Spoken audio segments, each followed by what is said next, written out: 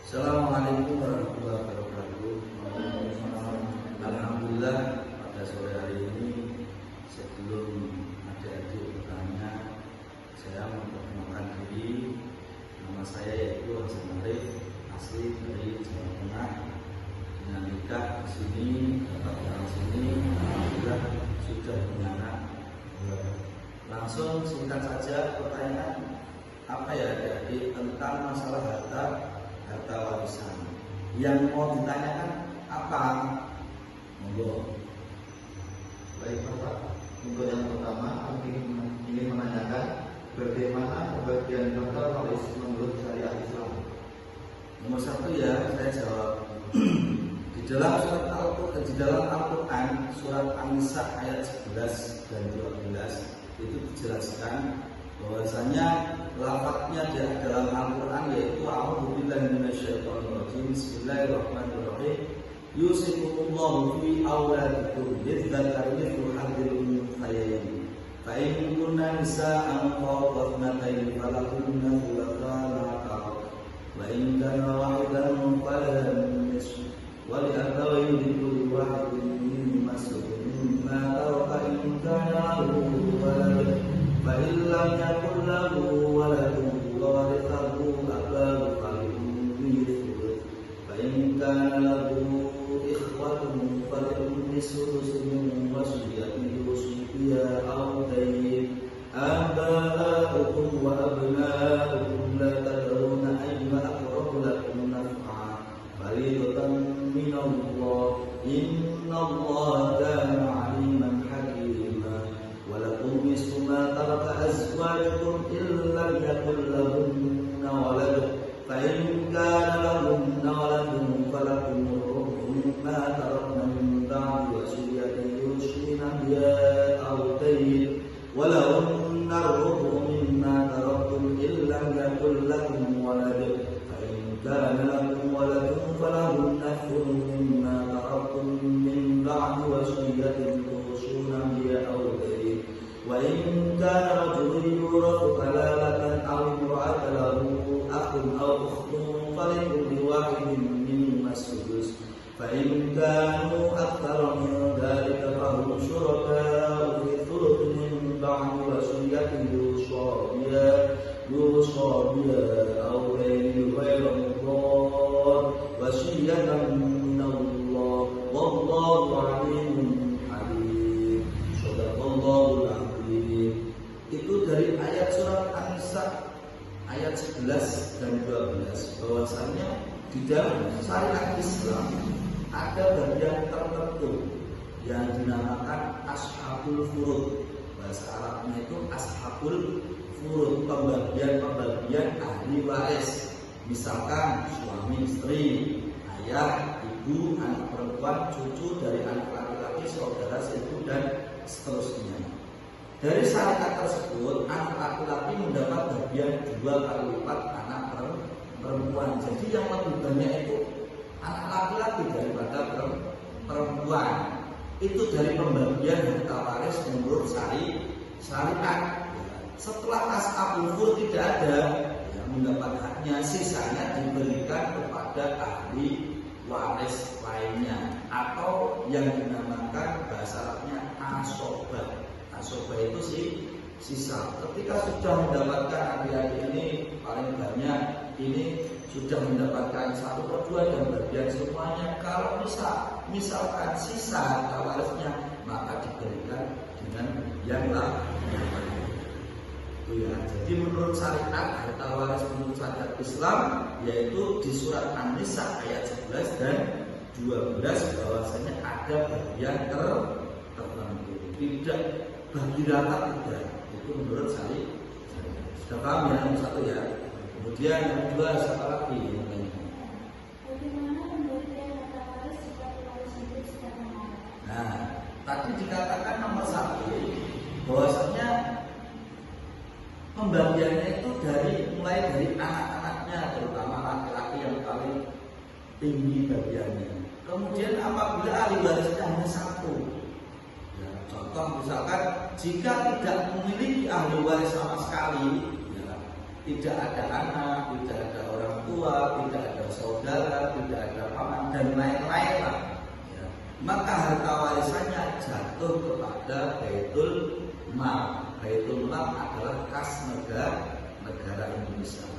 Untuk kemaslahatan umat, tujuannya itu untuk kemaslahatan umat. Contoh, masjid mendapatkan dana bantuan, TPP dapat dana bantuan, kemudian ada agenda kemasyarakatan.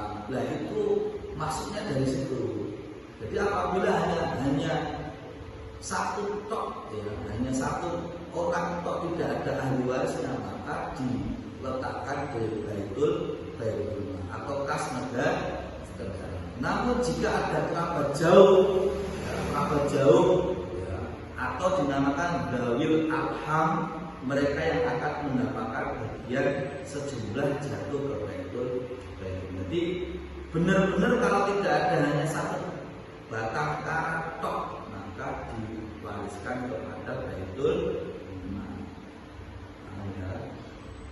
Terus ada lagi, silakan. Apabila pewaris memiliki hutang yang nominal dan sangat harta warisnya, bagaimana pembagian harta warisnya? Apabila pewaris memiliki hutang yang namanya sama, maka gimana cara pembagiannya? Gitu ya. Dalam syariat Islam, hutang itu didahulukan. Hutang itu didahulukan dibayar sebelum membagi warisan. Di kitab Muntaqobat dijelaskan al-waqtu dainun. Hutang adalah janji. Apabila orang tersebut mati, maka meninggalkan hutang. Hutangnya itu harus dilunasi terlebih dahulu sebelum diwariskan hartanya. Jadi harus melunasi dulu hutangnya, baru ketika sisa maka dibagikan kepada orang yang berhak menerima harta waris seperti di soal nomor 1. Ya, apabila sisanya buat sisa, maka ya tidak dibagikan kepada siapa. Jadi nomor 3 itu apabila pewaris itu memiliki hutang, maka wajib terlebih dahulu untuk melunasinya. Itu ya, paham ya? Kemudian ada lagi. Untuk pertanyaan selanjutnya, Ya. apakah saat pembagian harta waris boleh disaksikan oleh semua ahli waris? Apakah ketika pembagian ahli waris itu harus semua ahli waris? Contoh, saya orang tua kemudian meninggal, apakah ini misalkan ini anak saya, apakah harus dikumpulkan semua? Pertanyaan gitu ya. Idealnya ya harus. Idealnya harus diusahakan harus. Kenapa? Agar tidak ada kesalahpahaman. Karena di nomor 1 tadi pertanyaannya yang lebih besar mendapatkan harta warisan yaitu seorang laki.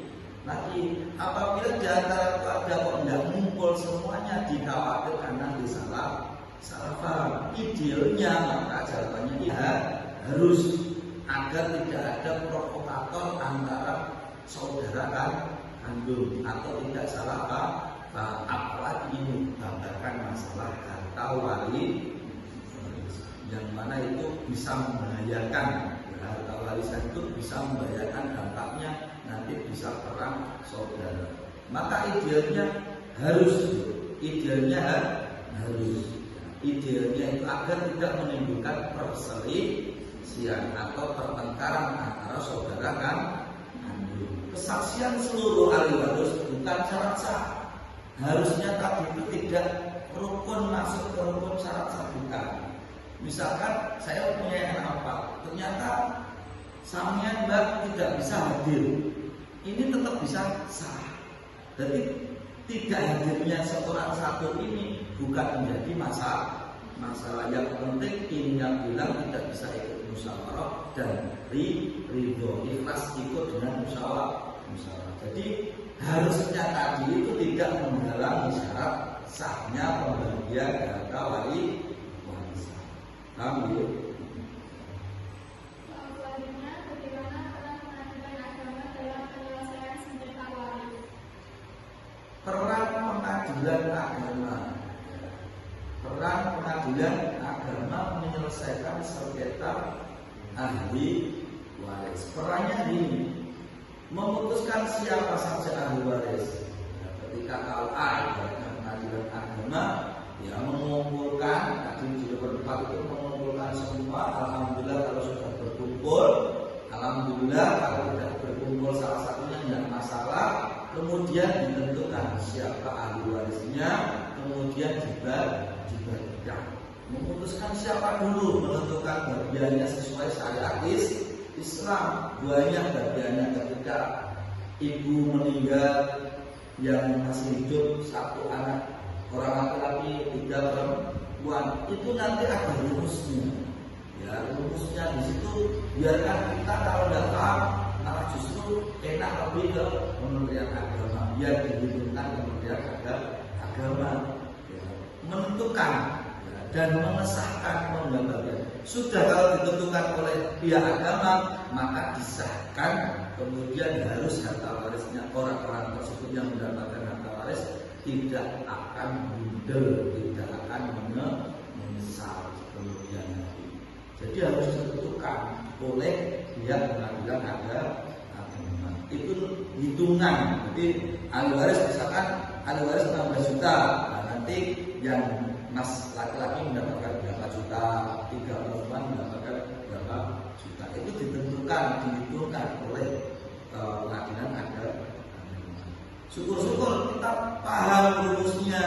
Misalkan seper-2 laki-laki mendapatkan seper-2, perempuan mendapatkan 3 perempuan. Harus paham ada rumusnya. Itu ya. Kemudian ada lagi untuk pertanyaan terakhir, sudahkah di lingkungan ini menerapkan pembagian harta waris sesuai syariat Islam? Rata-rata kalau di lingkungan kita tergantung orangnya. Kita kembali tergantung satu, ada 2 jawaban. Lingkungannya kalau di situ lingkungannya itu umum, dalam arti umum itu belum menyinggung syariat Islam, hanya sebatas untuk keluarga, maka belum melaksanakan. Tapi kalau alhamdulillah di lingkungan sini rata-rata sudah mengatur itu, sudah memanggilkan pengadilan agama untuk menghitungkan ahli waris. Tapi ada beberapa sebagian keluarga dari sini, lingkungan sini ada yang tidak mau memanggilkan Kementerian Agama, tetapi dihitung secara tidak ada. Tapi alhamdulillah sudah 80% untuk sesuai dengan syariat Islam. Nah, adik-adik ini justru harus bisa kedepannya harus bisa seperti pengadilan, bisa mengarahkan kepada membagikan harta waris kepada masyarakat. Jadi paling tidak adik-adik bisa memberi manfaat kepada masyarakat. Jadi bab harta warisan itu jangan sampai kita ego nafsu yang penting mendapatkan banyak, jangan sampai, karena di akhirat nanti ditanggung jawab. Paham ya, jadi ya. Terus apa lagi? Mungkin ada lagi. Sambul. Ya. Nanti ketika belum paham, bayangkan dengan gurunya, yang saya hanya sebatas manusia. Bila nanti keterangannya kurang paham, nanti bisa ditanyakan kepada guru. Sekian ya. Bila soal bersakin, wassalamualaikum warahmatullahi wabarakatuh.